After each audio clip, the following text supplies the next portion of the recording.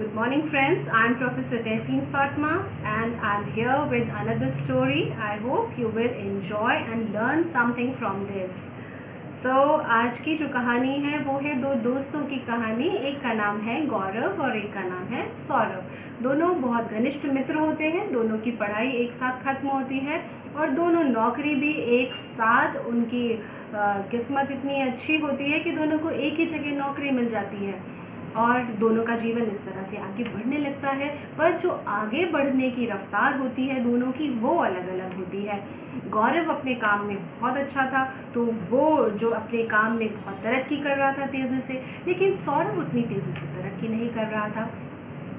लोग कंपनी में जितने भी हैं वो गौरव को बहुत मानते थे, बॉस भी जो है वो गौरव को बहुत मानता था और सौरभ को इस बात से बड़ी तकलीफ़ होती थी, बड़ी जलन होती थी कि मैं भी बराबर काम करता हूँ, मैं भी इतनी मेहनत करता हूँ, पर मेरे काम को कोई पहचान नहीं मिलती। तो खैर दिन बीतते गए। एक दिन ऐसा भी आया कि बॉस ने गौरव को प्रमोशन दिया और साथ ही उसकी पेमेंट में इंक्रीमेंट भी दिया, लेकिन सौरभ को इस बात से बड़ी तकलीफ़ हुई। सौरभ को ये बात जो है वो बहुत ख़राब लगी कि मैं मेहनत करता हूँ पर मुझे कोई पहचान नहीं मिलती है और हमेशा जो है वो गौरव जो है उसको प्रमोशन मिलता रहता है, सब लोग उसकी वाहवाही करते हैं। खैर मजबूरी थी सौरभ की कि और कोई नौकरी नहीं थी, इसलिए उसे नौकरी करनी पड़ रही थी। एक दिन लेकिन ऐसा आया जब जलन ईर्ष्या इतनी ज़्यादा हो गई, वो बर्दाश्त नहीं कर पा रहा था, वो उसको कहीं चैन और आराम नहीं मिल रहा था। तो उसने सोचा कि बस बहुत हुआ, मुझे इस जगह नौकरी ही नहीं करनी है। और वो अपने बॉस के पास पहुंच गया और उसने कहा कि सर, मैं इस कंपनी में और काम नहीं करना चाहता हूँ, यहाँ बहुत पक्षपात होता है, यहाँ बहुत पार्शलिटी होती है और मैं भी मेहनत करता हूँ पर मेरे काम को कभी कोई रिकग्निशन नहीं मिलता। बॉस समझ जाता है कि यहाँ पे सौरभ को किस बात से तकलीफ़ है और क्या हुआ है। बॉस उसको ये समझाना चाहता था कि जो वो सोच रहा है वो गलत है, तो वो उसके लिए सौरभ को एक काम देता है। सौरभ को वो कहता है कि सौरभ जाइए और मार्केट में पता करिए कि पाइनएप्पल जो है वो कहाँ और कौन बेचता है। तो वो कहता है कि ठीक है, जाते जाते इतना तो मैं कर ही सकता हूँ।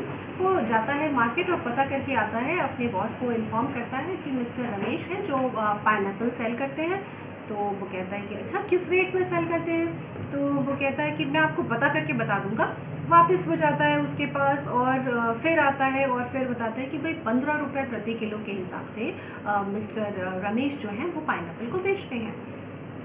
ठीक है, तो वो कहता है कि अच्छा, बहुत बढ़िया, सौरभ तुम यहीं पे रुको। वो इतने में गौरव को बुलाता है और गौरव को वही काम देता है कि गौरव जाओ और पता करो कि मार्केट में पाइनएप्पल कौन सेल करता है।